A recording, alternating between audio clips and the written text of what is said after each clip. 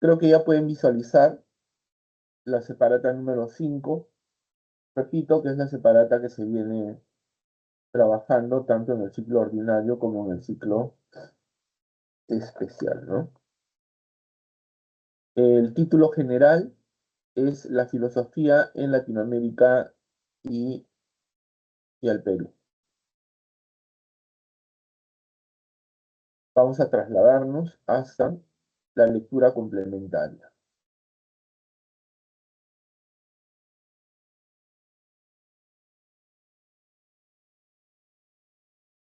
Si tomáramos al término filosofía en su significación amplia, de nuevo tendríamos que responder afirmativamente a la pregunta planteada.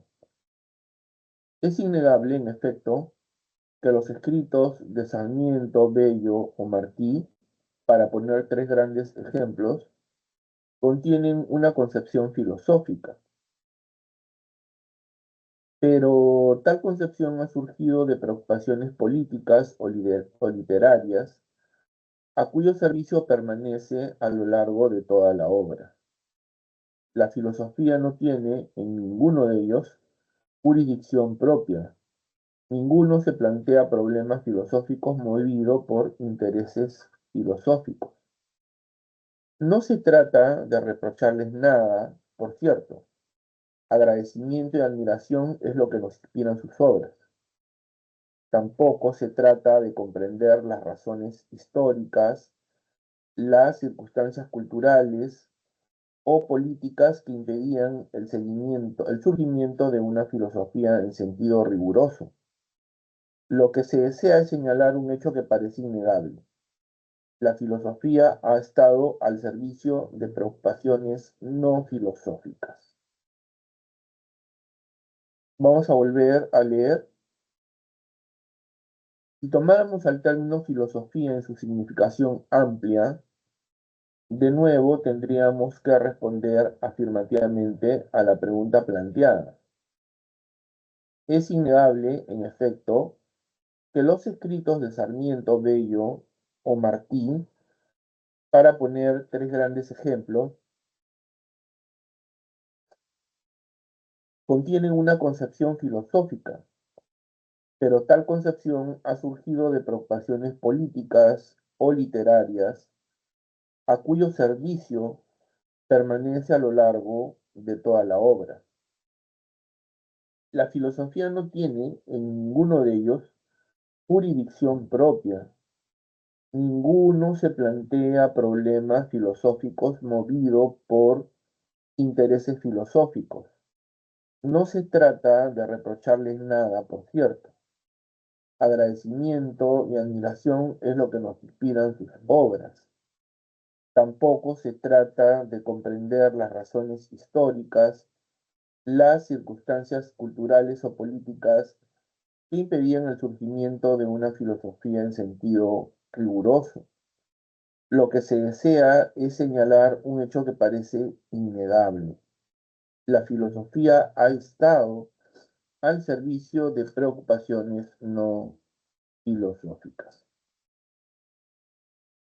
Esta lectura ha sido extraída de la obra Hay una filosofía iberoamericana del filósofo argentino Ricieri Frondizi. En relación con esta lectura, eh, el autor de esta separata se ha planteado la siguiente pregunta.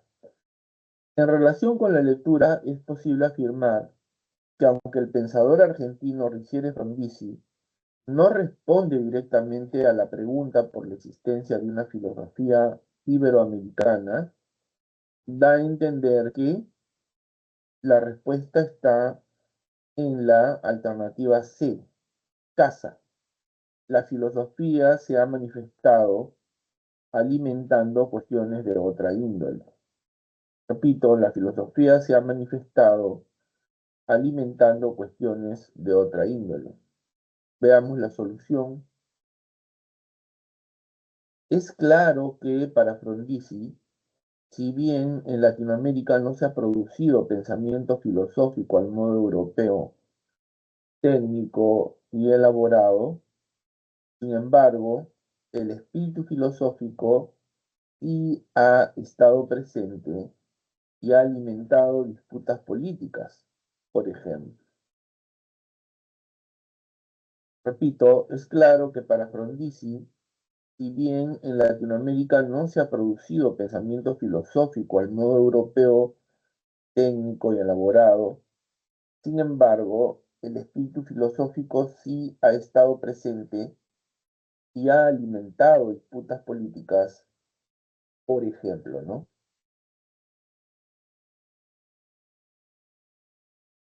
Bueno,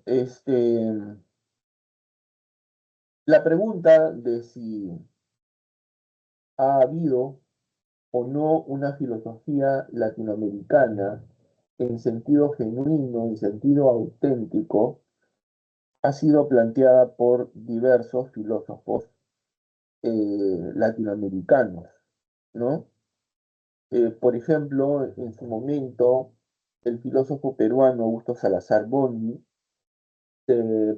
hizo tal pregunta en su obra: ¿existe una filosofía de nuestra América?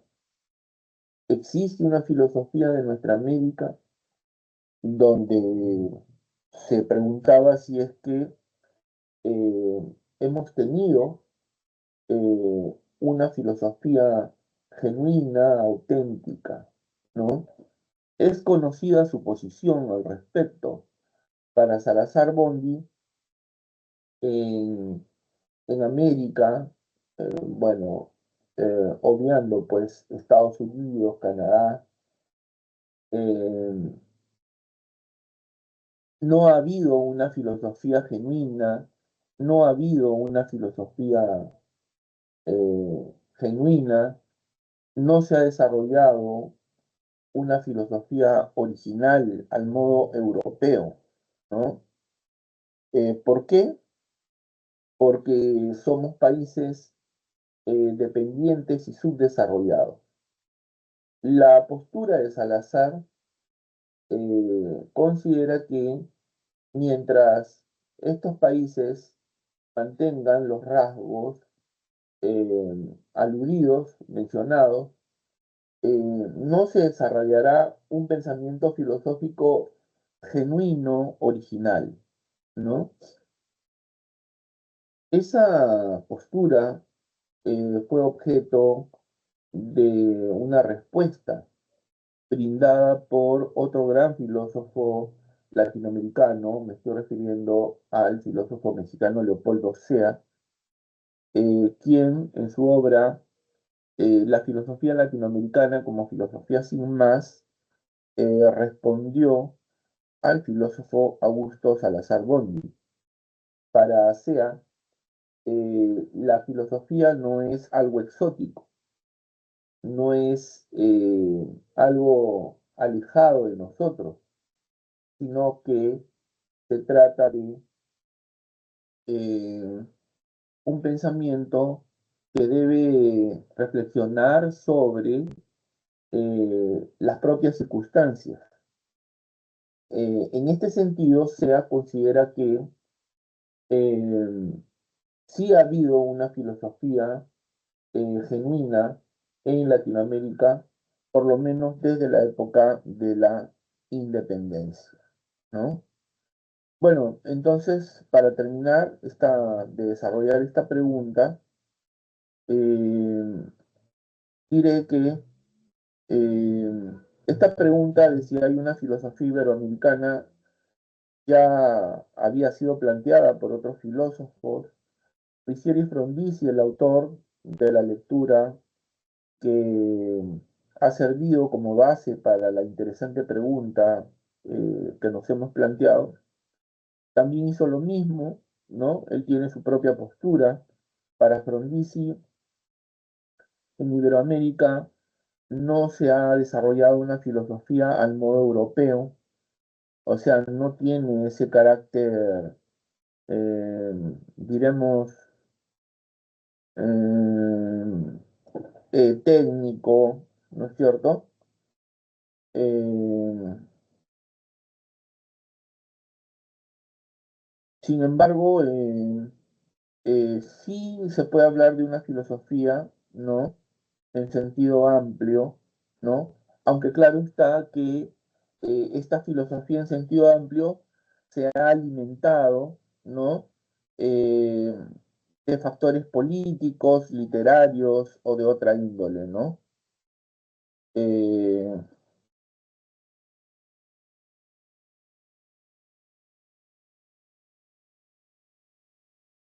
claro, aquí en la lectura hay una parte interesante, dice, pero tal concepción, se refiere a la filosofía existente en Iberoamérica, ha surgido de preocupaciones políticas o literarias a cuyo servicio permanece a lo largo de toda la obra.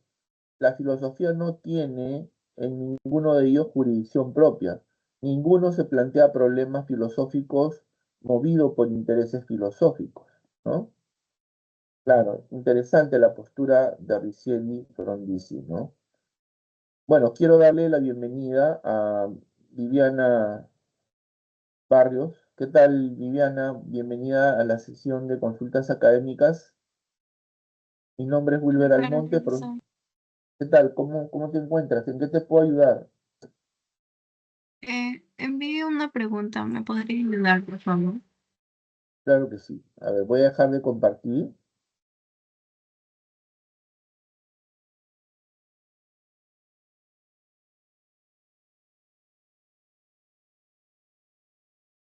A ver, dice, en una época en la que aún muchos filósofos respaldaban sus posturas apelando a Dios, Descartes tuvo la osadía de confiar en la razón y cimentar sus opiniones en argumentos lógicamente construidos.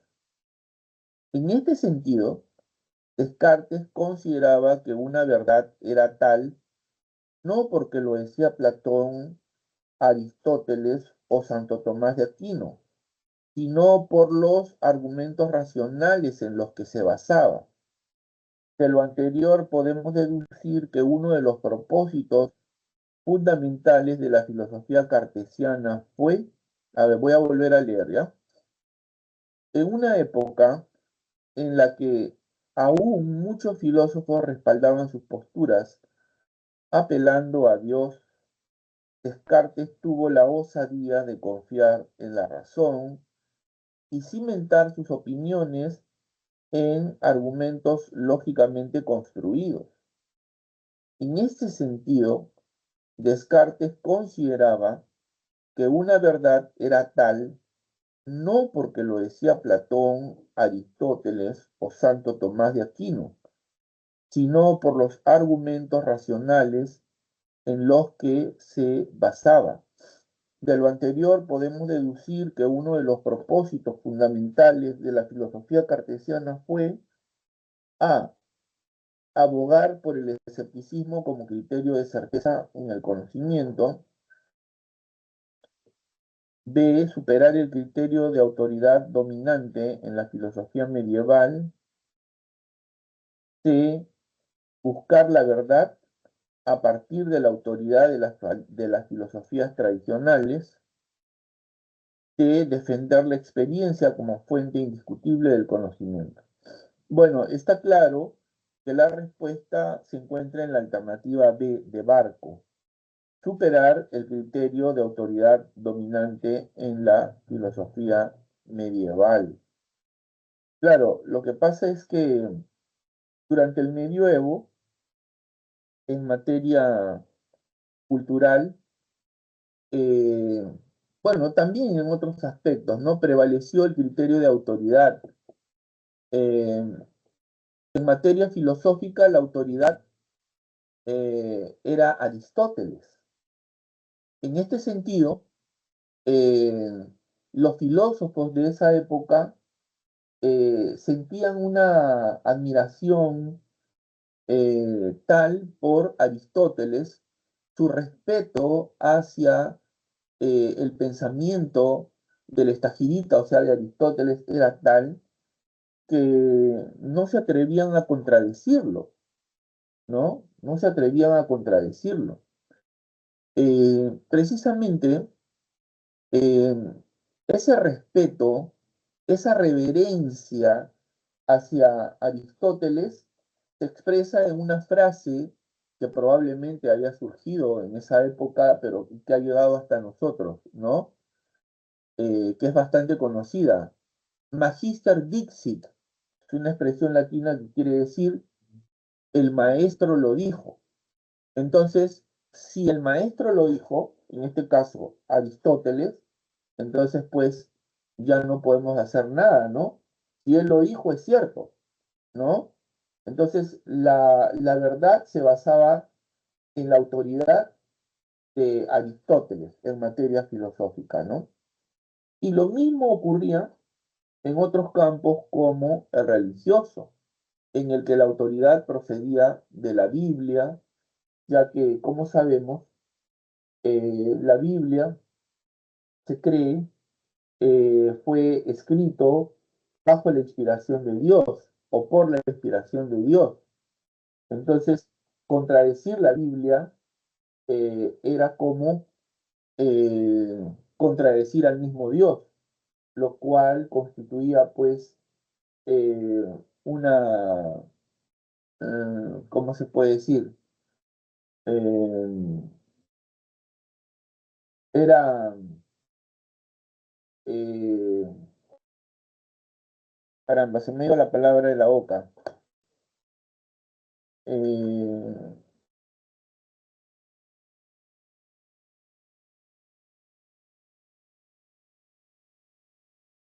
constituía un acto de herejía eh, refutar a la Biblia, porque se pensaba que refutar a la Biblia era como refutar al mismo Dios, ¿no? Entonces, en el campo religioso también prevaleció el criterio de autoridad, ¿no? Y así podemos poner otros ejemplos para otros campos como la política, donde primaba la autoridad del rey absolutista, ¿no? Este, en el que, campo en el que la palabra del rey era la ley, ¿no? Recordemos la frase del famoso rey francés eh, Luis XIV, conocido como el Rey Sol, el cual decía, el Estado soy yo, ¿no? El Estado soy yo, porque lo que él decía, eso era lo que regía, eso era lo que debía cumplirse, ¿no?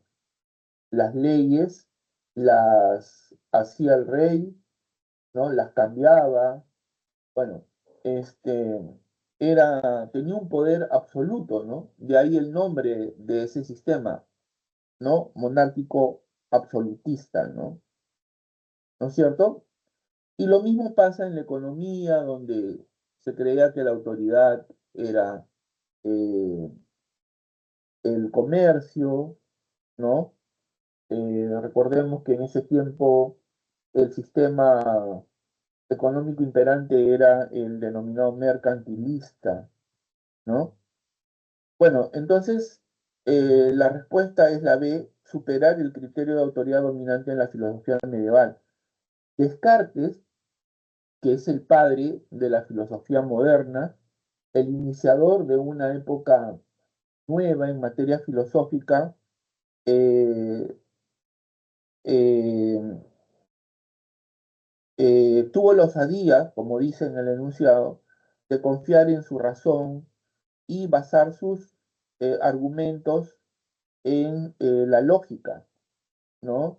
En este sentido, Descartes consideraba que una verdad no era verdad porque había sido dicha por Aristóteles o por Santo Tomás, sino por los argumentos racionales en los que se basaban, ¿no? Entonces, Descartes lo que quería era superar el criterio de autoridad dominante en la filosofía medieval. Bueno, no sé si te ha satisfecho mi respuesta, Viviana. Sí, profesor, solo tengo una duda. Por ejemplo, yo estaba también en duda con la clave A y por la palabra escepticismo. O sea, como dejarte duda del todo, tengo que hacer un poco de eso. ¿Podrías volver a repetir porque se te escuchaba entrecortado y no he entendido muy bien cuál es tu objeción? A ver, o Ya, cuál es tu no, está duda, a bien. ver. Le decía, sí, en la letra A, ¿por qué no podría ser la A? Porque me parece, me parece que también podría ser. No, no puede ser, porque la alternativa A dice abogar por el escepticismo como criterio de certeza en el conocimiento. No. O sea, Descartes busca la certeza en el conocimiento, es verdad, ¿no? Descartes busca la certeza, para lo cual convierte a la duda en un método. De ahí pues que su método sea conocido como duda metódica, ¿no? Pero debemos tener presente que en Descartes la duda es simplemente un método, o sea, es un medio para lograr un fin. ¿Cuál es el fin? El fin es lograr la certeza en el conocimiento. En este sentido, la duda es solo un medio, no es la finalidad de su filosofía. El escepticismo, por el contrario, es una filosofía que se desarrolló en Europa por esa época. Bueno, ya desde el Renacimiento surge esta corriente o resurge esta corriente escéptica cuyos orígenes se remontan al mundo antiguo, ¿no? Con Pirrón. Pirrón es el fundador del escepticismo antiguo, ¿no? En el Renacimiento, el escepticismo recobra, recobra importancia de la mano de algunos filósofos como Michel de Montaigne, ¿no? Conocido escéptico, ¿no? Uno de los más grandes escépticos de esa época.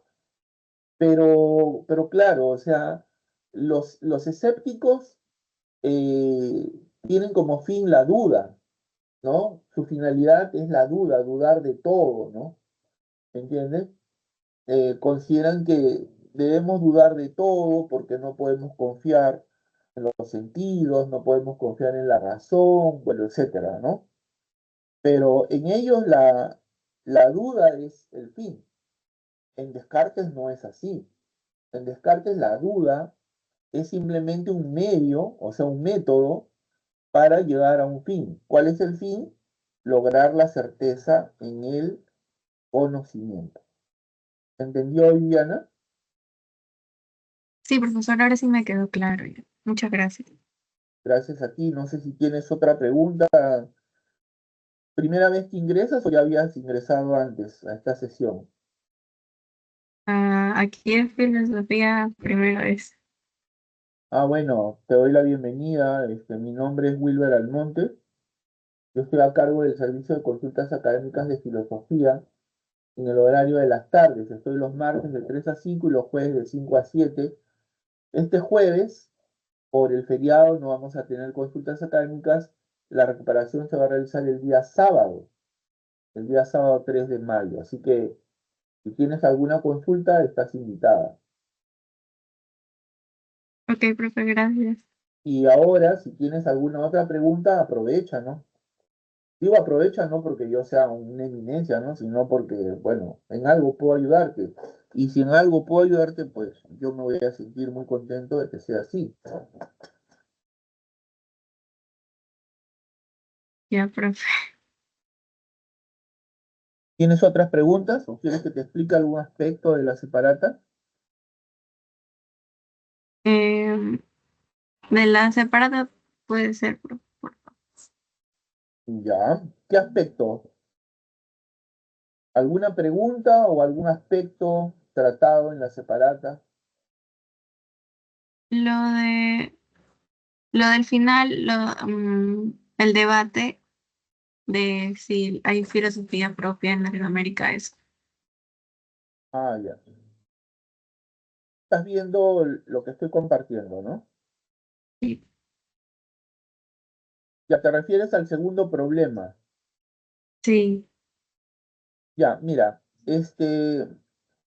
en, en Latinoamérica, en materia filosófica, existen dos grandes problemas.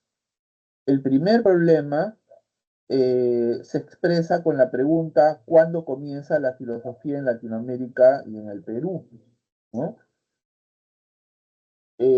Bueno, hasta hoy la tesis más eh, aceptada al respecto es la que sostiene que la filosofía surge en la colonia, o sea, a partir del siglo XVI, con la llegada de los españoles y en general de los europeos a tierras americanas, ¿no?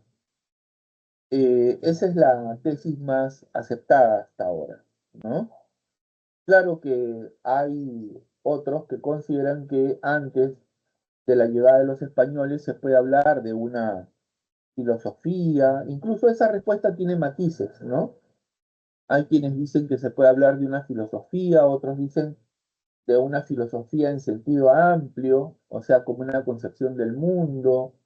Hay otros que tratan de encontrar vetas filosóficas en el pensamiento de ciertos autores, ¿no? Anteriores al siglo XVI, es decir, a la llegada de los españoles a América, ¿no? Y el segundo problema es este que se expresa con la pregunta: ¿existe una filosofía propia de Latinoamérica? Que es igual a decir, ¿no? ¿Existe una filosofía original en Latinoamérica? ¿No? ¿Existe una filosofía genuinamente latinoamericana? Eh, bueno, al respecto hay una respuesta negativa sostenida por el filósofo peruano Augusto Salazar Bondy y una respuesta afirmativa defendida por el filósofo mexicano Leopoldo Sea. Bueno, Augusto Salazar Bondy, compatriota, eh, sostuvo que no existe una filosofía latinoamericana porque la filosofía de nuestros países, al igual que toda nuestra cultura, es imitativa, ¿no? O sea, copia o reproduce modelos europeos. Se trata de una filosofía inauténtica que no expresa nuestra identidad propia y nuestro modo de ser, ¿no? Eh, Augusto Salazar Bondy se planteó esta pregunta en su obra ¿existe una filosofía de nuestra América? Donde él manifestó que no tenemos una filosofía latinoamericana en sentido genuino, auténtico, porque nuestra cultura, la filosofía como parte de ella, es dependiente, es subdesarrollada, ¿no? Entonces, mientras no acabemos con ese carácter subdesarrollado, dominado, dependiente, no vamos a poder desarrollar una filosofía genuina, una filosofía auténtica, ¿no? Esa es la razón por la que Augusto Salazar Bondy en su momento propuso la creación de una filosofía de la liberación, ¿no? Decía que era una forma de, de forjar un atajo, ¿no? O sea, un atajo para llegar a algo, en este caso, constituir una filosofía auténtica, ¿no?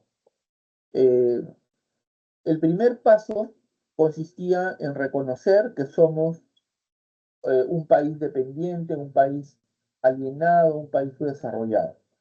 El primer paso consiste en eso, en reconocer que nuestra filosofía ha sido inauténtica, ¿no? Y por ahí, digamos, empezamos el camino de la liberación, ¿no? Leopoldo Sea es un filósofo mexicano que escribió una obra que le sirvió para responderle a Augusto Salazar Bondy. Esta obra se llama La filosofía americana como filosofía sin más, ¿no? La filosofía americana como filosofía sin más, en la que él sostuvo que la filosofía latinoamericana no ha sido imitación de la europea, sino que ha adaptado las ideas a su propia realidad. Por tanto, es auténtica al ser una reflexión sobre la propia circunstancia latinoamericana. Lo que pasa es que Leopoldo Sea sostiene que la filosofía eh, no puede ser objeto de ningún adjetivo. A él le parece un error hablar de una filosofía latinoamericana, como de una filosofía europea, como de una filosofía asiática, una filosofía africana, ¿no? Para él, la filosofía es filosofía sin más, ¿no? O sea, sin ningún adjetivo, ¿no? ¿Por qué? Porque todos los hombres por naturaleza filosofan, ¿no? Ahora, Leopoldo Sea sostiene que la filosofía no es un producto exótico, ¿no? O sea, no es algo alejado del hombre, ¿no? Es parte de su naturaleza. El inquirir, o sea, el preguntarse por cuestiones eh, caracterizadas por su radicalidad, que es lo propio de la filosofía, ¿no? La filosofía es un saber radical, ¿no? Va a la raíz de todo, radical de raíz, va a la raíz de todo, ¿no? Entonces, él sostiene que eh, la filosofía, ¿no? Es auténtica desde el momento que se pregunta por o se cuestiona por problemas surgidos de su propia realidad, de su propia circunstancia, ¿no? Considerando esto, sostiene que en Latinoamérica ya hay una filosofía auténtica, por lo menos desde la época de la emancipación, desde la época en la que peleamos por nuestra independencia, ¿no?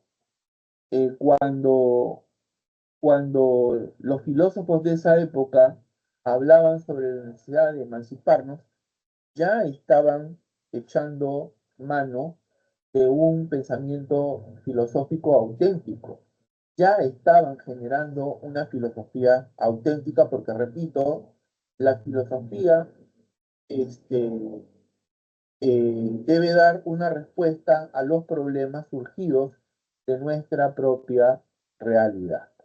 ¿Correcto? Entonces, sintetizando, la respuesta de Salazar a la pregunta, ¿existe una filosofía de nuestra América? Su respuesta es negativa. En cambio, la de Leopoldo Sea es una respuesta afirmativa, ¿no? ¿Se entendió, Viviana?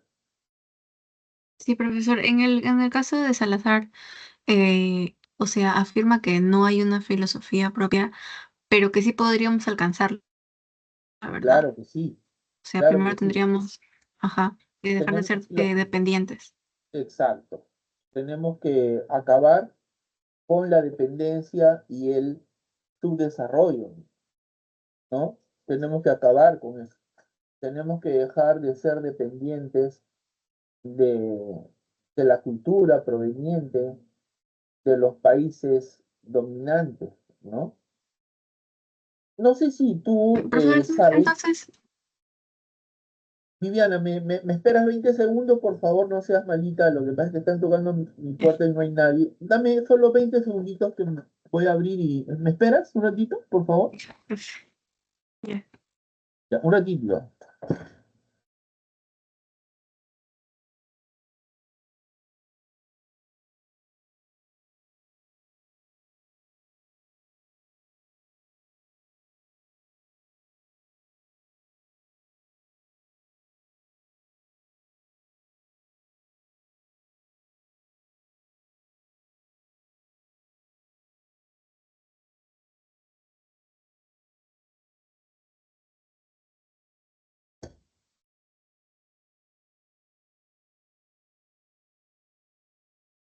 Ya, ahora sí, disculpa, por favor, lo que pasa es que se habían olvidado la llave por acá. Bueno, te escucho. Sí, profesor, le decía. Entonces, según la primera opinión, o sea, que dice que sí, claro, que deberíamos dejar de ser dependientes, pero en realidad solo le corresponde entonces la filosofía a los países desarrollados. Eh, claro, o sea, eh, claro, sin embargo, Salazar no niega que la actitud filosófica está presente en el hombre por el hecho de ser hombre, ¿no? ¿Entiendes? O sea, todos los hombres por naturaleza filosofamos, ¿no? Pero este, lo que ocurre es que para que se desarrolle un pensamiento filosófico tienen que darse ciertas condiciones, ¿no? Por ejemplo, la libertad es una condición fundamental, ¿no? O sea, los países que están sometidos, ¿no es cierto?, a los Ujú. dictámenes, qué sé yo, de la cultura que provienen, ¿no? De otros países, pues no tienen esa libertad, o aquellos que son silenciados por regímenes autoritarios, tampoco tienen las condiciones necesarias que se requieren para generar una filosofía, ¿no? ¿Entiendes? Más aún una Mm, filosofía genuina, ¿no? Se necesitan ciertas condiciones, ¿no? No sé si en historia seguramente tú has leído acerca del gobierno de Velasco. ya. El gobierno de Velasco se desarrolló desde 1968 hasta 1975. Es conocido como el septenato, septe, siete, ¿no? Duró 7 años. Y constituye la primera parte del gobierno que se autodenominó, se autollamó gobierno revolucionario de las Fuerzas Armadas, que duró 12 Ujú. años, desde el 68 hasta hasta el 80. La primera parte con Velasco del 68 al 75 y del 75 al 80 con Morales Bermúdez. ¿Por qué te digo esto? Porque el gobierno de Velasco tenía como política este, acabar con la dependencia, acabar con el subdesarrollo, ¿no? Se inspiró un poco en las ideas de Augusto Salazar Bondy, ¿no? Este, Mm, uno de sus lemas era ni capitalismo ni socialismo, ¿no? Ni capitalismo ni socialismo. sí. Eh, su gobierno se puede caracterizar como un gobierno social nacionalista, ¿no? Social nacionalista. Eh, claro está que en el curso del tiempo el gobierno de Velasco se fue pegando más del lado soviético, o sea, del lado de, de la Unión Soviética, en una época de Guerra Fría, en la que las superpotencias, Estados Unidos y la Unión Soviética, habían creado, digamos, dos bloques, ¿no? El de los países capitalistas y el de los países socialistas, ¿no? Dos órbitas, dos bloques, ¿no? Pero surgió un movimiento conocido como el movimiento de los países no alineados, o sea, que no se alineaban ni con el capitalismo ni con la Unión Soviética. El Perú, digamos, que se puso dentro de este grupo de los no alineados, aunque en el curso del tiempo su tendencia fue pegarse más a la ayuda soviética, ¿no? ¿No? Pero en todo caso, en este gobierno, o este gobierno se inspira, en cierto sentido, en las ideas del filósofo Augusto Salazar Bondy, ¿no? De hecho, Augusto Salazar Bondy fue uno de los filósofos que asesoró al gobierno de Velasco, ¿no? ¿Se entendió, Viviana? Sí, profesor, sí, sí, sí, lo entendí. Bien, es interesante, ¿no? Pero a mí me parece un poco contradictorio. ¿Por qué? A ver, me gustaría escuchar por qué. A ver, ¿por qué te parece contradictorio? Bueno, la opinión de Salazar Bondi no me parece, creo que mejor es la opinión de Leopoldo porque no habría por qué definir a la filosofía como latinoamericana o europea, si al final es una sola y entre sus características está el que sea universal, totalizador y todo eso.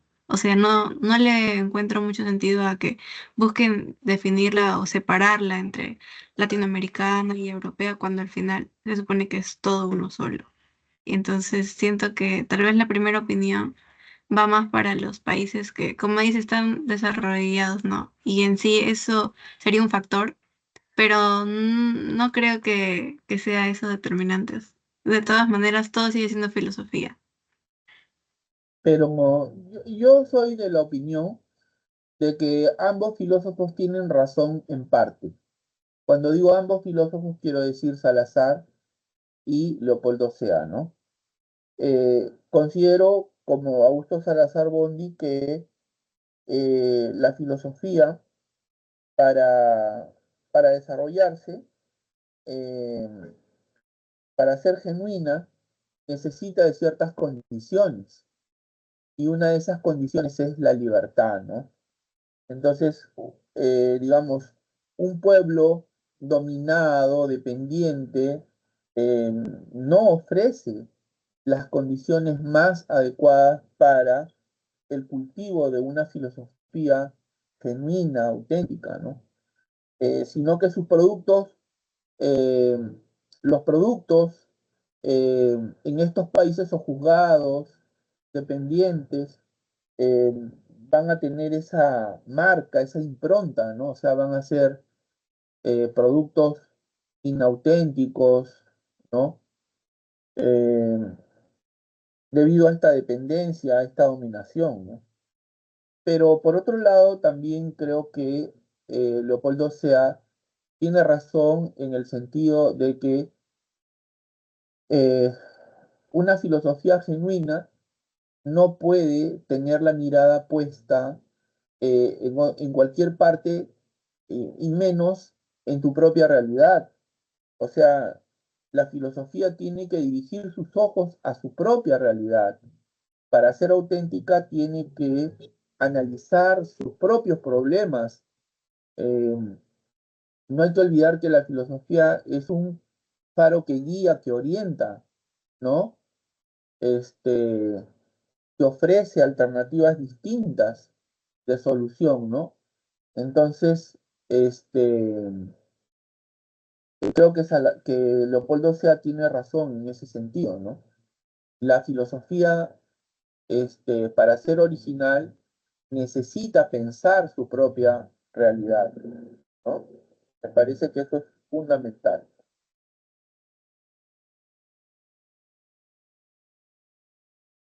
Muy bien, Viviana, no sé si tienes algún comentario más, alguna pregunta. No, profe, eso sería todo, creo. Bueno, pero ya sabes en todo caso que mi horario de atención es hasta las 5 de la tarde. Mira, hay chicos que ingresan, hacen su pregunta, se retiran, y al cabo de un rato regresan, hacen su pregunta, se vuelven a retirar. O sea, no es necesario que te quedes aquí las 2 horas, Ujú. ¿no? Pero si tienes alguna otra pregunta, aprovecha, repito, y yo encantado te voy a ayudar. Si no, bueno, ya sabes cuál es mi horario de atención. Igual Ok, estoy para profe. servirte cuando necesites. Ya, profe, gracias. Gracias, Viviana, cuídate mucho.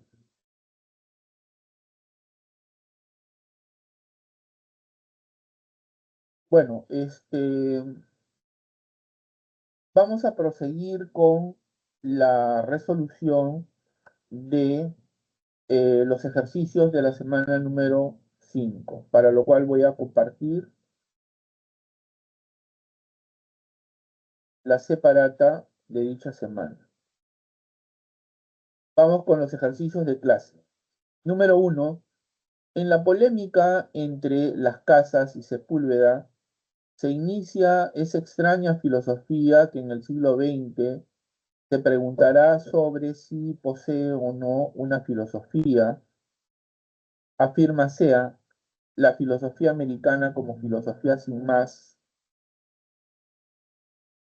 Resulta clara la alusión a Salazar, porque éste formuló aquella pregunta por la existencia de una filosofía propia de América, pregunta que a juicio de Sea actualiza un viejo prejuicio de los invasores del siglo XVI, ya que al plantear dicha pregunta Salazar también pondría en tela de juicio. A ver, nuevamente, en la polémica entre las Casas y Sepúlveda se inicia esa extraña filosofía que en el siglo XX se preguntará sobre si posee o no una filosofía. Afirma Sea, la filosofía americana como filosofía sin más, 1969, página 3. Resulta clara la alusión a Salazar porque éste formuló aquella pregunta por la existencia de una filosofía propia de América, pregunta que a juicio de Sea actualiza un viejo prejuicio de los invasores del siglo XVI, ya que al plantear dicha pregunta, Salazar también pondría en tela de juicio. La respuesta está en la alternativa C de Casa, la humanidad del aborigen y por ello su presunta incapacidad para filosofar, ¿no? Veamos la solución.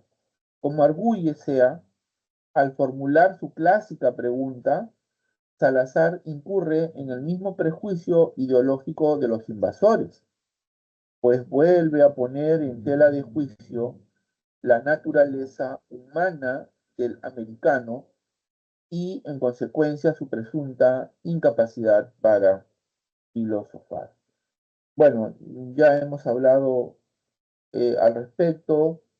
Sea considera que todos los hombres, por su, por su condición de hombres, por su propia naturaleza, filosofan, ¿no? La filosofía no es un producto exclusivo de ningún pueblo ni de ninguna cultura, ¿no? Sino que es parte de la naturaleza humana, por eso es que él considera que la filosofía no necesita de ningún adjetivo. La filosofía es filosofía sin más, o sea, sin ningún adjetivo, ¿no? Eh, Sin más realidad, sin más nombre que la propia filosofía, ¿no? Eh, en este sentido, Sea le reprocha a Augusto Salazar Bondy eh, el que su pregunta por si existe una filosofía en América eh, actualiza un prejuicio propio de los conquistadores o de los invasores europeos, ¿no? Eh, el que el americano es incapaz de pensar filosóficamente, ¿no? Bueno, eh, esa es la opinión de Leopoldo Sea, ¿no? Pasamos a la segunda pregunta. Los invasores europeos del siglo XVI pusieron en entredicho que los aborígenes andinos fuesen también humanos, por ser depositarios de creencias y costumbres tipificadas como paganas y presuntamente contrarias a la naturaleza humana.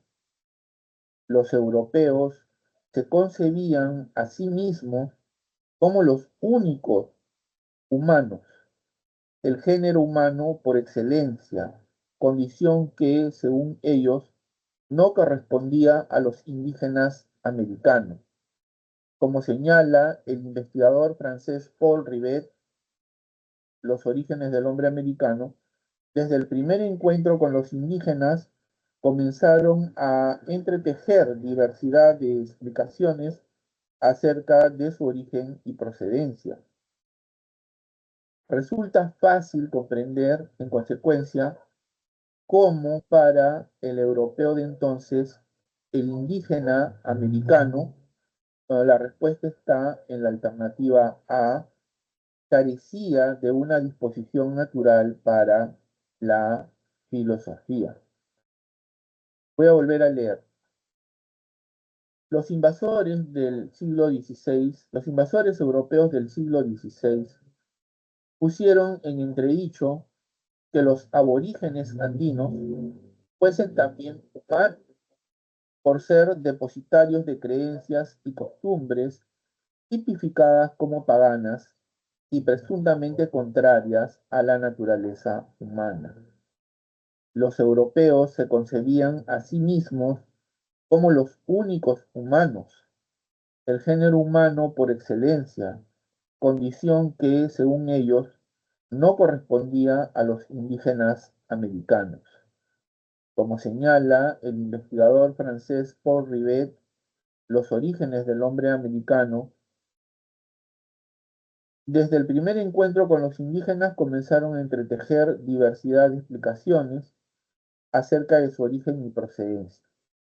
Resulta fácil comprender, en consecuencia, cómo para el europeo de entonces, el indígena americano, la respuesta está en la alternativa A, carecía de una disposición natural para la filosofía.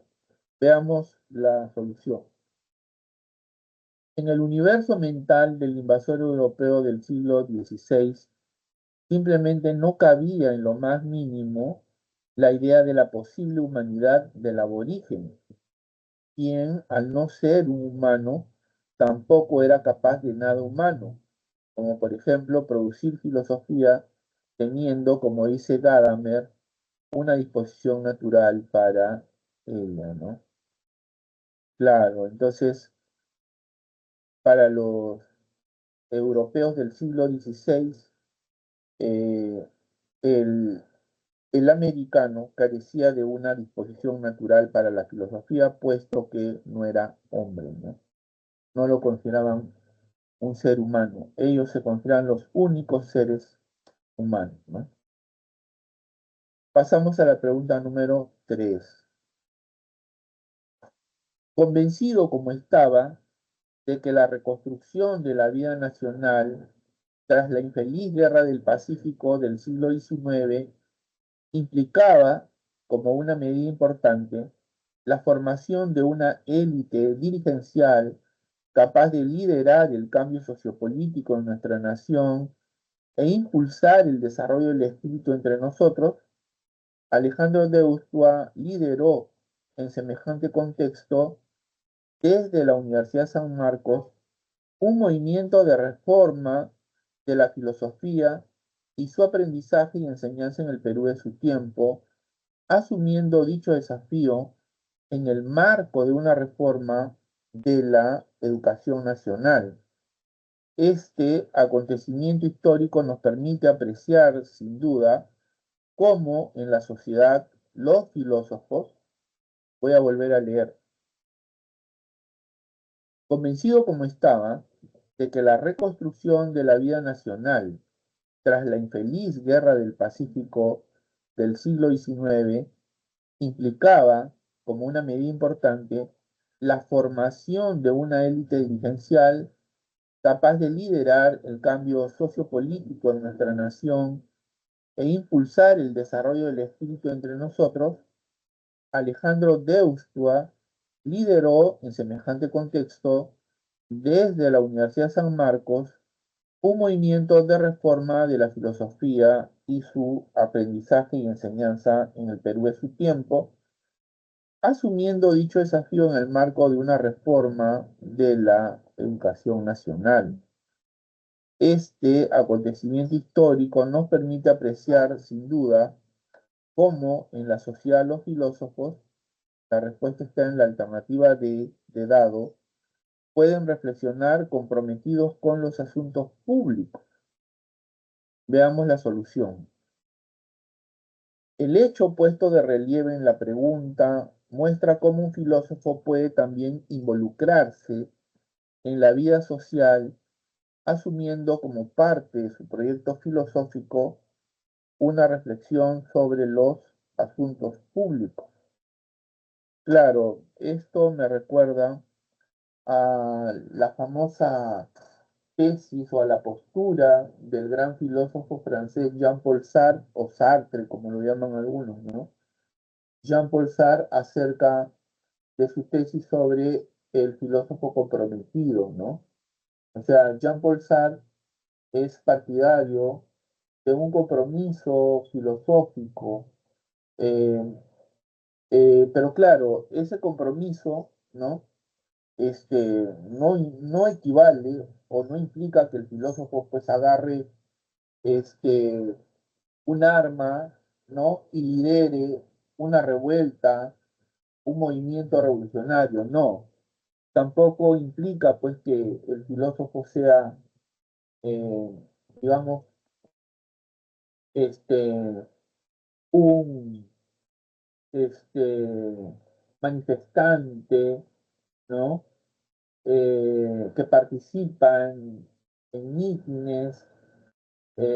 No, decía que el compromiso del filósofo es con sus ideas, ¿no? El filósofo es un intelectual y su compromiso se manifiesta, digamos, eh, a través de sus ideas, de sus opiniones, ¿no?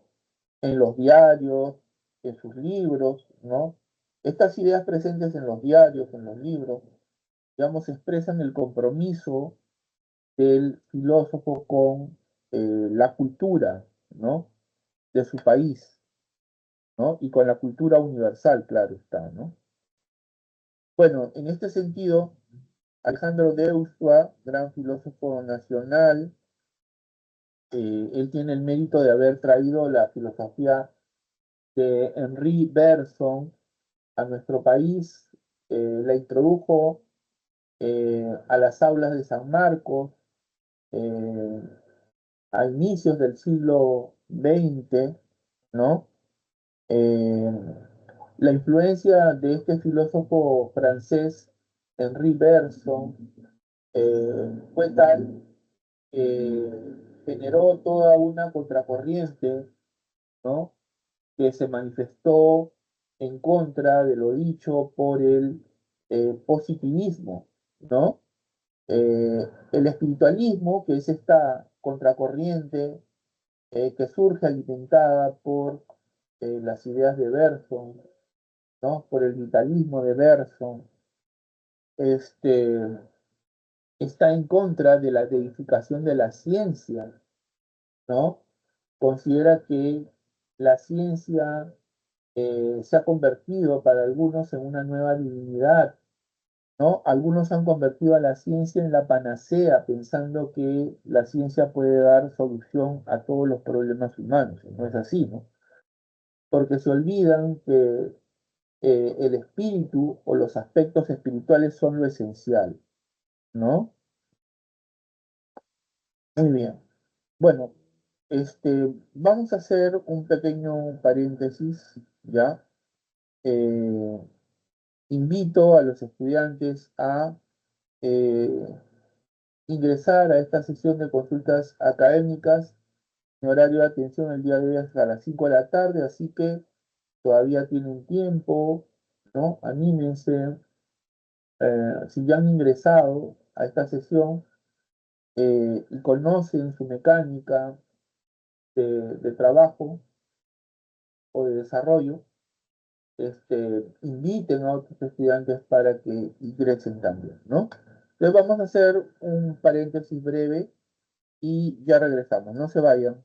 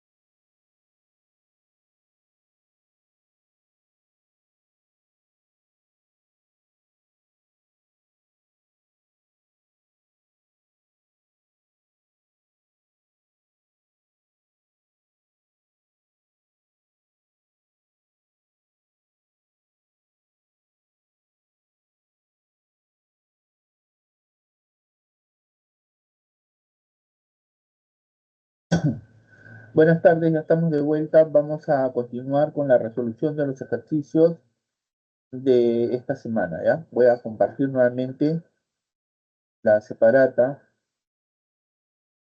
Vamos a resolver la pregunta número 4, ¿correcto?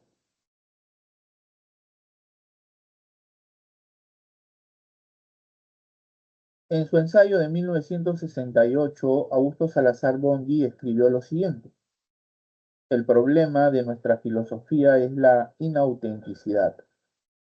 La inautenticidad se enraiza en nuestra condición histórica de países subdesarrollados y dominados. La superación de la filosofía está, así, íntimamente ligada a la superación del subdesarrollo y la dominación, de tal manera que si puede haber una filosofía auténtica, ella ha de ser fruto de este cambio histórico trascendental. Puede ganar su autenticidad como parte del movimiento de superación de nuestra negatividad histórica, asumiéndola y esforzándose, en cancelar sus raíces. Esto quiere decir que para que alcancemos un pensamiento filosófico auténtico según Salazar, a ver, veamos nuevamente, en su ensayo de 1968, Augusto Salazar Bongi escribió lo siguiente: el problema de nuestra filosofía es la inautenticidad. La inautenticidad se enraiza en nuestra condición histórica de países subdesarrollados y dominados. La superación de la filosofía está, así, íntimamente ligada a la superación del subdesarrollo y la dominación, de tal manera que sí puede haber una filosofía auténtica, ella ha de ser fruto de este cambio histórico trascendental. Puede ganar su autenticidad como parte del movimiento de superación de nuestra negatividad histórica, asumiéndola y esforzándose en cancelar sus raíces.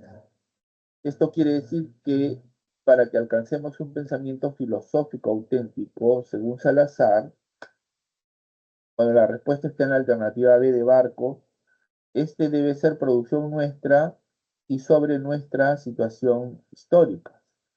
Veamos la solución.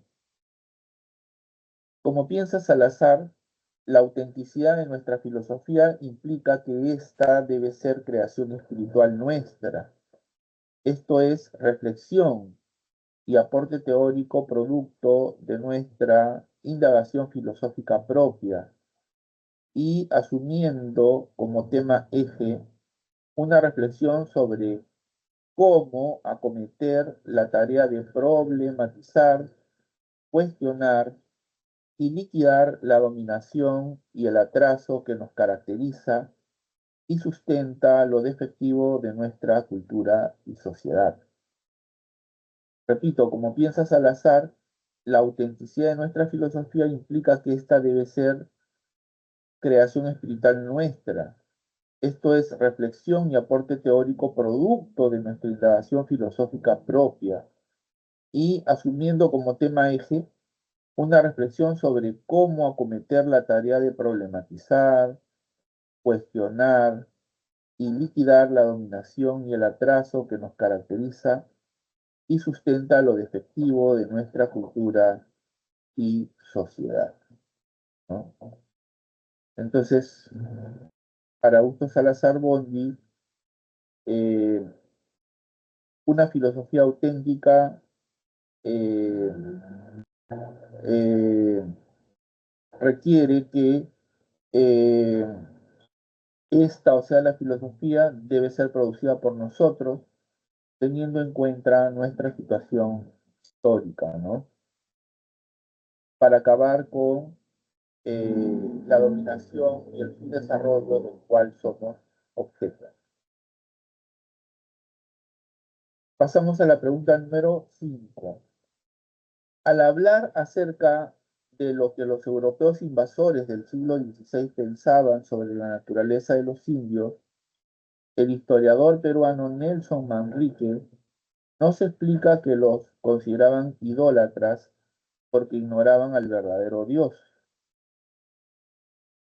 Quedaba así planteado un problema moral y antropológico de otredad, otro, en el cual la relación cultural determinante europeo-indio resulta asignada por la relación. La respuesta está en la alternativa A, superior, inferior. A ver, veamos nuevamente la pregunta, ¿ya? Al hablar acerca de lo que los europeos invasores del siglo XVI pensaban sobre la naturaleza de los indios, el historiador peruano Nelson Manrique nos explica que los consideraban idólatras porque ignoraban al verdadero Dios.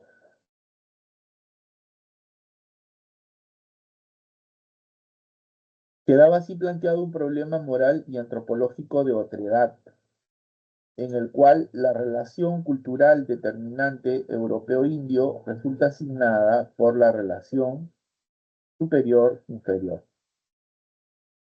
El encuentro entre el europeo y el indio planteó el problema de la otredad, según la lógica del europeo, en que la cultura europea era la superior y la aborigen la inferior.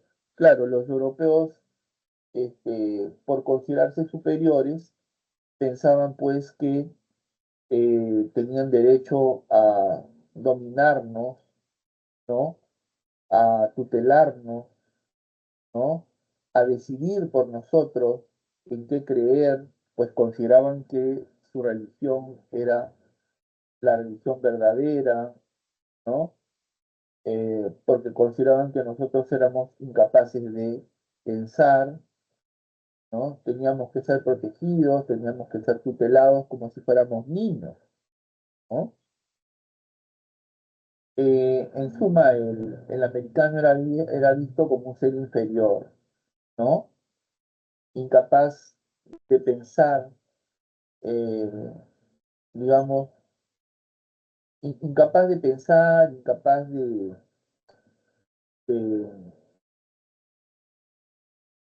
eh,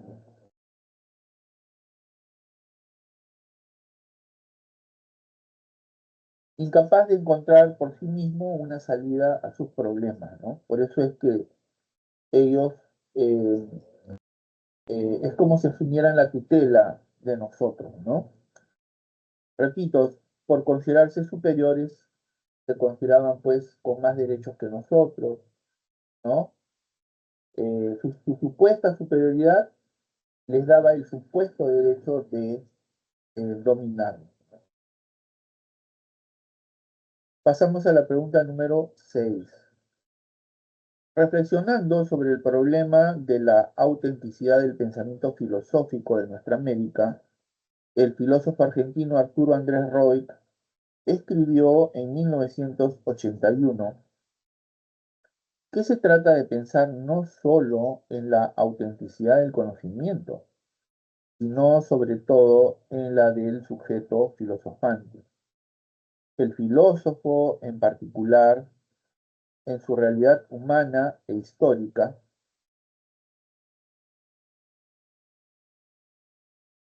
en otros términos, para Roy, un correcto enfoque de ese problema de la autenticidad de nuestro pensamiento filosófico tiene, pues, a ver, volvamos a leer. Reflexionando sobre el problema de la autenticidad del pensamiento filosófico de nuestra América, el filósofo argentino Arturo Andrés Roig escribió en 1981 que se trata de pensar no solo en la autenticidad del conocimiento, sino sobre todo en la del sujeto filosofante. El filósofo, en particular, en su realidad humana e histórica. En otros términos, para Roy, un correcto enfoque de ese problema de la autenticidad de nuestro pensamiento filosófico tiene, pues, la respuesta está en la alternativa E, enano, un carácter no solo epistemológico, sino sobre todo antropológico. De la idea inicial de Roig mencionada al comienzo del enunciado se infiere válidamente que el enfoque no solo debe ser epistemológico, sino sobre todo antropológico. Claro, porque al inicio dice reflexionando sobre el problema de la autenticidad del pensamiento filosófico en nuestra América, el filósofo argentino Arturo Andrés Roy escribió en 1981 que se trata de pensar no solo en la autenticidad del conocimiento, ya ahí está el problema epistemológico, ¿no? Sino sobre todo en la del sujeto filosofante, ¿no? El filósofo en particular, en su realidad humana, bueno, ahí insta, ¿no? A realizar pues una reflexión, un análisis de carácter antropológico. Antropológico del griego antropos, que quiere decir hombre, ¿no? Muy bien. Número 7.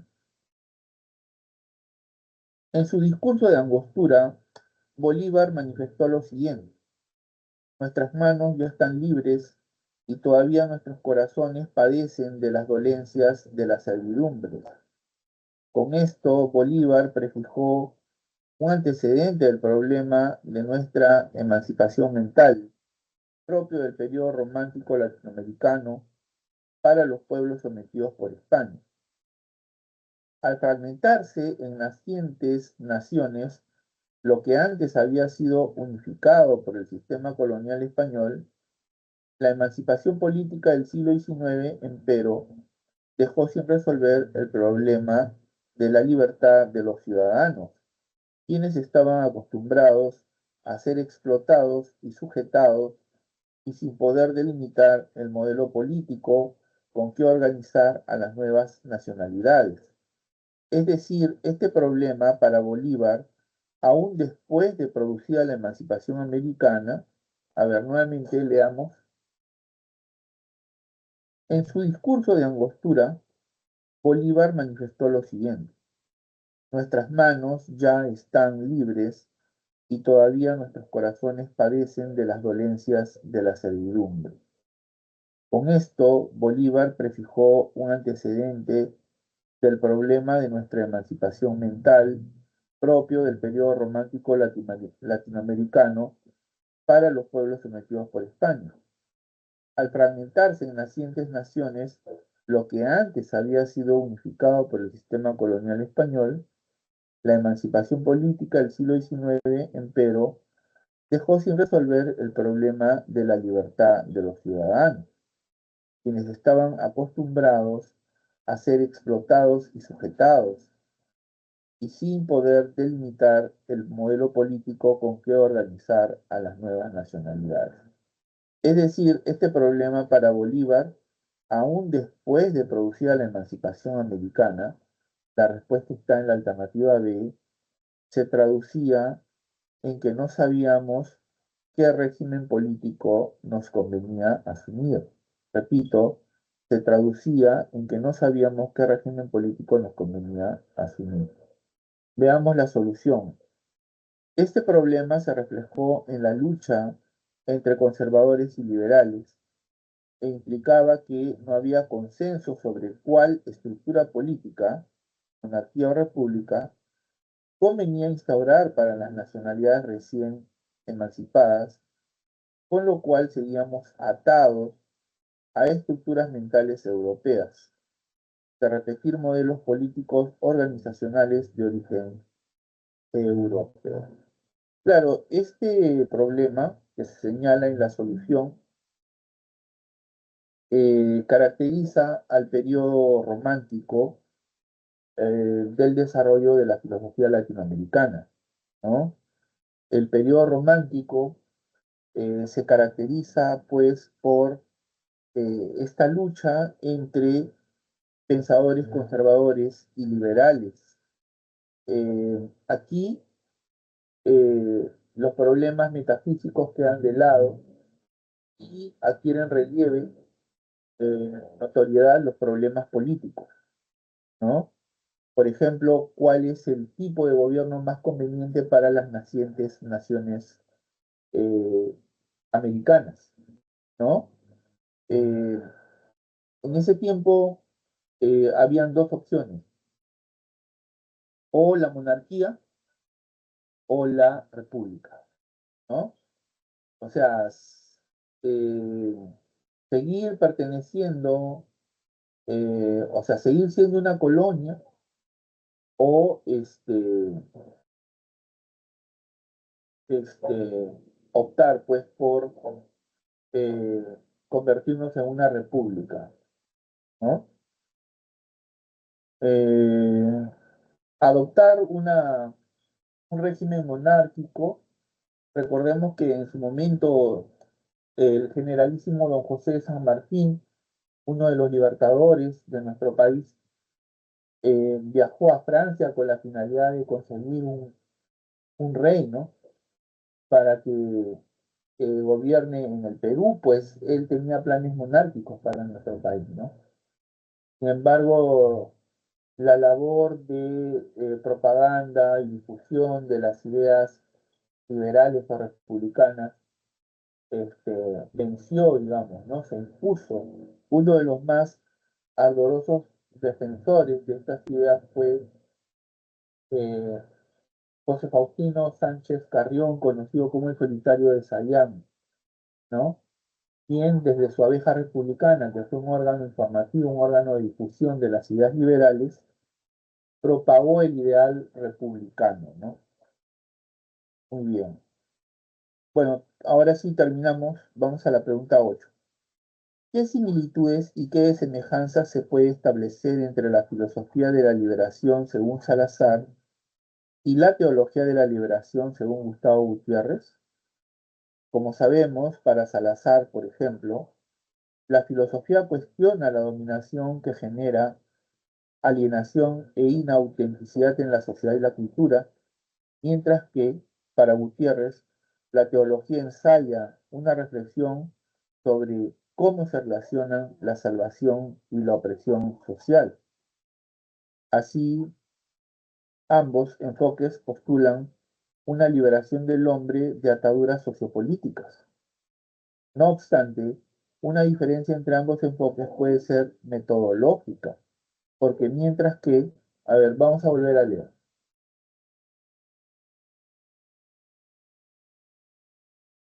¿Qué similitudes y qué semejanzas se puede establecer entre la filosofía de la liberación según Salazar y la teología de la liberación según Gustavo Gutiérrez? Como sabemos, para Salazar, por ejemplo, la filosofía cuestiona la dominación que genera alienación e inautenticidad en la sociedad y la cultura, mientras que para Gutiérrez la teología ensaya una reflexión sobre cómo se relacionan la salvación y la opresión social. Así, ambos enfoques postulan una liberación del hombre de ataduras sociopolíticas. No obstante, una diferencia entre ambos enfoques puede ser metodológica, porque mientras que la respuesta está en la alternativa C de casa, uno se funda únicamente en la razón teórica, el otro enfoque prioriza la fe. Veamos la solución. Ambos enfoques, si bien difieren metodológicamente, no rechazan el aporte de las ciencias sociales, solo que el enfoque de Salazar es desde la razón teórica, en tanto que el del sacerdote Gustavo Gutiérrez hace una lectura salvífica o bíblica de la opresión desde el ángulo de la fe. Bueno, ya conocemos un poco acerca de Augusto Salazar Bondy, hemos hablado bastante, creo yo, de él, ¿no? El día de hoy, y seguramente los profesores de su curso de filosofía les han hablado acerca de la filosofía de este gran filósofo nacional, Augusto Salazar Bondy, ¿no? Eh, bueno, él habla sobre la filosofía eh, o desde la filosofía habla acerca de la dominación, ¿no? Instaurada por ciertos países sobre otros, ¿no? Esta dominación genera alienación e inautenticidad, ¿no? es necesario acabar con la alienación, es necesario acabar con la dominación para producir una cultura auténtica, genuina, y una filosofía como parte de esta cultura también auténtica, ¿no? Mientras que Gustavo Gutiérrez es un miembro de la iglesia, un sacerdote recientemente fallecido, bastante reconocido, ¿no? Eh, es uno de los fundadores de la teología de la liberación, ¿no? Eh, que promueve, digamos, una iglesia al servicio de los pobres, al servicio de los explotados, ¿no? Al servicio de los desposeídos, ¿no? Ambos enfoques empleados por Salazar en la filosofía y Gustavo Gutiérrez, ¿no? No desprecian el aporte de las ciencias sociales, todo lo contrario, ¿no? Consideran que es un aporte importante en su reflexión, solo que en la reflexión de Salazar Bondy se prioriza la razón, mientras que en la de Gustavo Gutiérrez se prioriza la fe, ¿no? Muy bien, entonces hemos llegado al final de esta parte. Vamos a hacer una nueva pausa, ¿no? Una segunda pausa, y luego entramos a la parte final de esta sesión. Bueno, invito nuevamente a los estudiantes matriculados en el presente ciclo académico para ingresar al servicio de consultas académicas para hacernos llegar sus interesantes preguntas. Estamos dispuestos a brindarles nuestro apoyo para que puedan despejar dudas, para que puedan profundizar en sus conocimientos, ¿no? Bueno, entonces no se vayan, ya regresamos.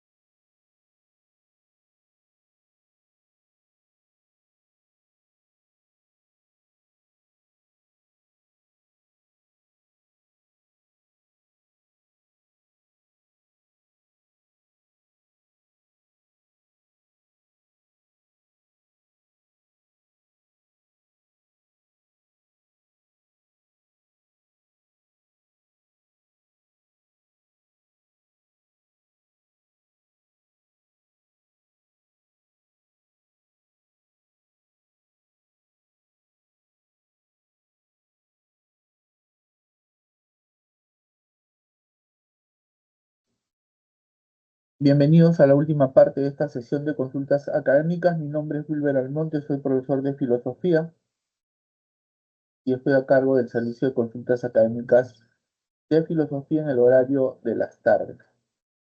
El día de hoy, como ya dije, esta sesión dura hasta las 5, así que todavía tienen unos minutos para ingresar y hacer sus preguntas. Quedan invitados. Como ya dije también, el día jueves por el feriado no hay clases. Las clases se van a recuperar el día sábado 3 en el mismo horario, o sea, de 5 de la tarde a 7 de la noche, ¿no? Bueno, para finalizar esta sesión vamos a compartir un PPT que resume los aspectos más relevantes de la separata. Creo que ya pueden ver el PPT. El título general es Filosofía en Latinoamérica y el Perú. Dos son los problemas fundamentales sobre los cuales han reflexionado los filósofos en Latinoamérica. El primero es el problema sobre el origen y el otro el problema de la autenticidad. El primero, o sea, el problema del origen, se expresa con la pregunta ¿cuándo es que inicia la filosofía en Latinoamérica? Al respecto se han planteado dos posturas. Una que considera que la filosofía surge en Latinoamérica antes de la llegada de los españoles, ¿no? Consideran que existió filosofía antes de que llegaran los españoles a América en el siglo XVI. La otra postura, que es la que goza hasta ahora de más aceptación, es la que sostiene que solo se puede hablar de filosofía en Latinoamérica después de la llegada de los españoles, o sea, después del siglo XVI. Y desde ahí en adelante la filosofía latinoamericana ha pasado por varias etapas, ¿no? Comienza con la escolástica latinoamericana o segunda escolástica, se le llama así por ser una prolongación de la escolástica europea. Luego viene el periodo romántico, el periodo de la Ilustración, luego viene el periodo positivista, el periodo de la reacción espiritualista, el periodo de los grandes movimientos sociales, ¿no? Hasta la filosofía actual, ¿no? El otro problema es el problema de la autenticidad que se expresa con la pregunta, ¿existe una filosofía propia en Latinoamérica? Al respecto se han planteado dos tesis. Sí, existe una filosofía propia, es la respuesta brindada por el filósofo mexicano Leopoldo Sea. No existe una filosofía auténtica, es la respuesta brindada por el filósofo peruano Augusto Salazar Bondi. A continuación desarrollaremos mejor estas posturas, ¿ya? Problema del origen. ¿Cuándo comienza la filosofía en Latinoamérica y el Perú? La reflexión filosófica se inicia con la conquista hispana. Esta es, dice, la postura de mayor aceptación, ¿no? Considerando esta idea, se habla entonces de una etapa prefilosófica y una etapa filosófica en la historia de la filosofía latinoamericana, ¿no? Obviamente la etapa prefilosófica es anterior a la llegada de los españoles y con ellos a la llegada de la filosofía. En esta etapa predomina el mito y el conocimiento técnico, ¿no? La etapa filosófica se inicia con la llegada de los españoles, surge de la necesidad de comprender racionalmente el nuevo mundo. Durante esta etapa se fundaron universidades en las que se cultivó y promovió la filosofía, como por ejemplo la Universidad Decana de América, o sea, la Universidad Nacional Mayor de San Marcos. La historia de la filosofía en Latinoamérica ha pasado por varios periodos. Como ya dije, comienza con la escolástica, llamada también segunda escolástica, por considerarse que es una prolongación de la escolástica europea. Se le llama también escolástica tardía, ¿no? El problema central es la discusión sobre la humanidad del indio y la guerra justa. Aquí es donde se produce la famosa disputa entre el padre Bartolomé de las Casas y el filósofo aristotélico Ginés de Sepúlveda, ¿no? Esta disputa gira en torno a la discutida humanidad del indio.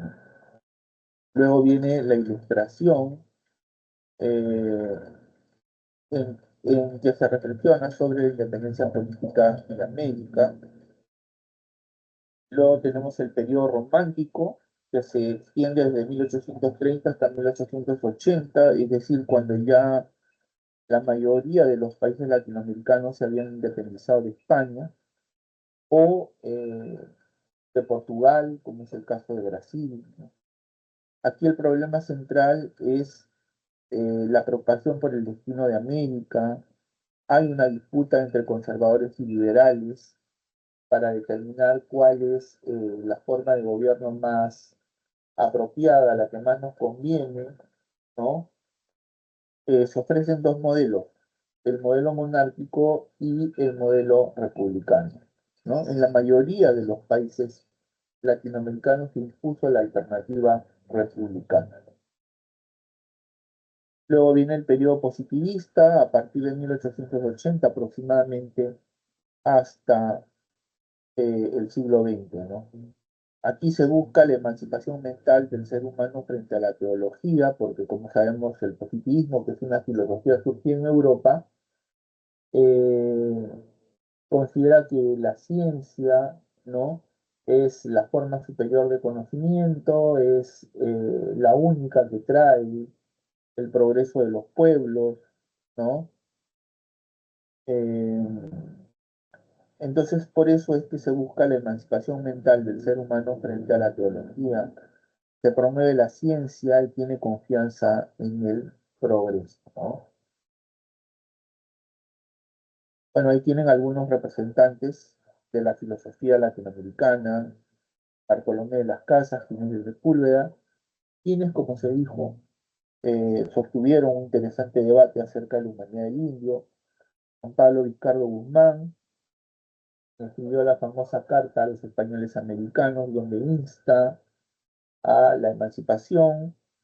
Toribio Rodríguez de Mendoza, Benito Lazo, Bartolomé Herrera, pensador conservador, y el representante más importante del positivismo en el Perú, Manuel González Prada. Continuamos.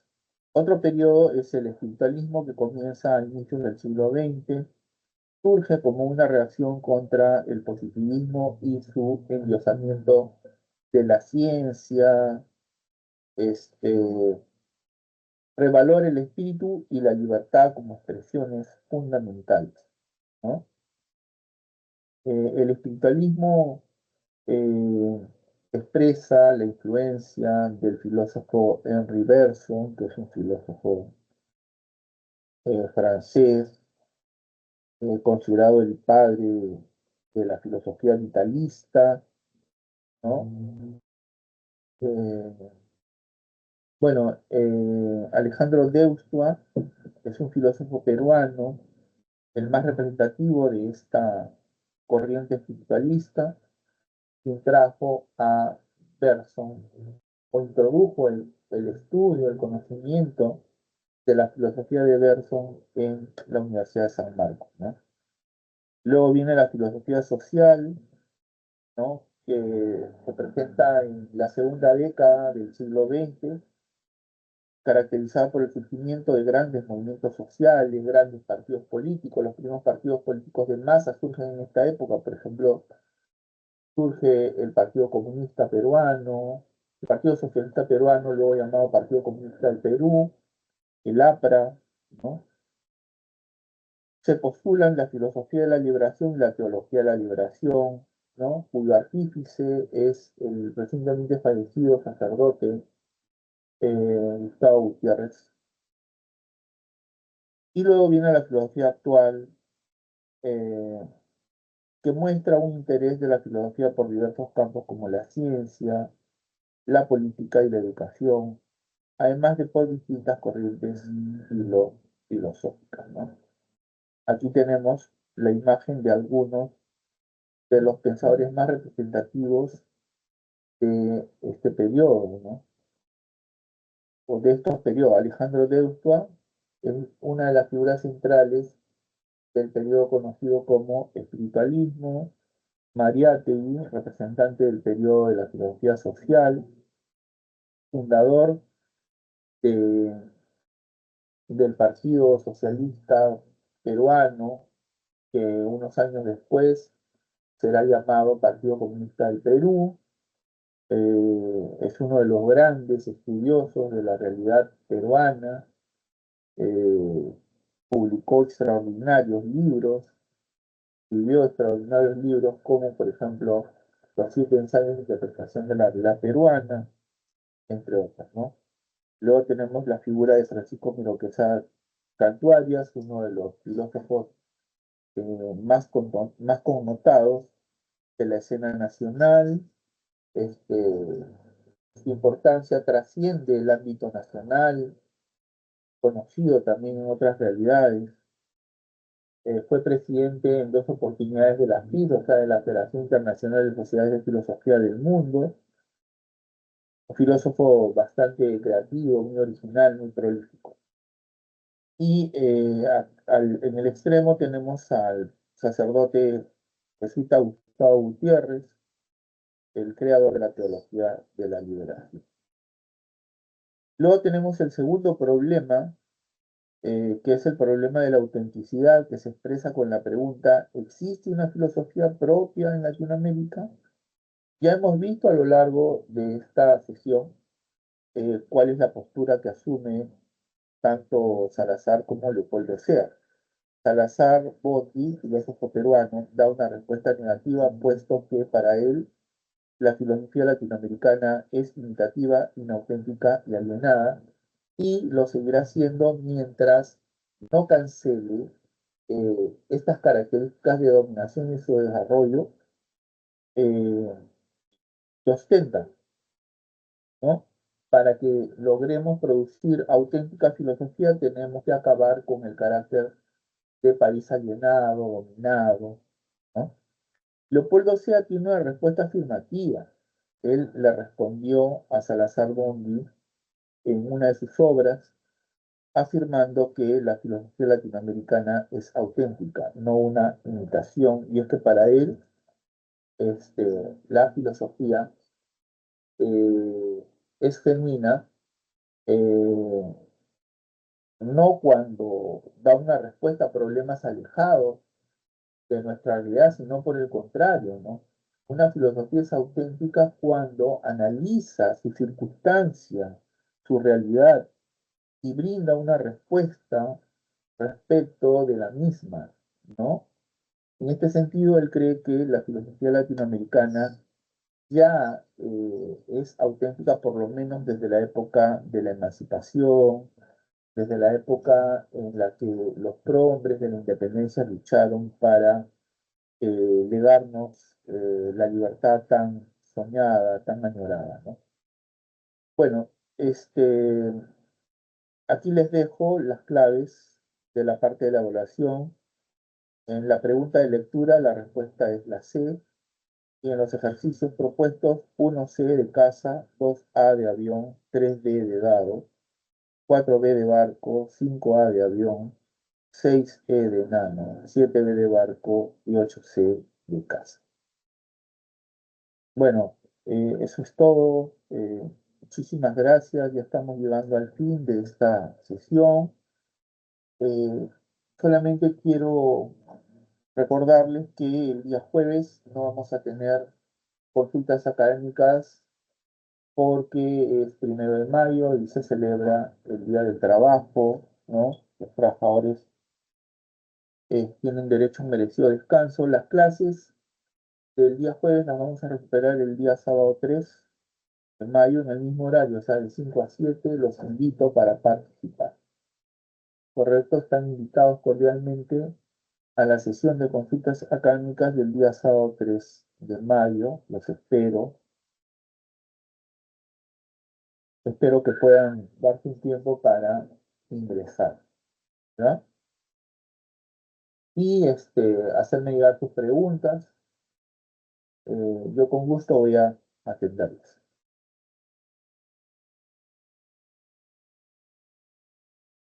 ¿Qué tal? Bueno, eso es todo. Entonces, nos vemos. Muchas gracias. Cuídense mucho. Hasta luego.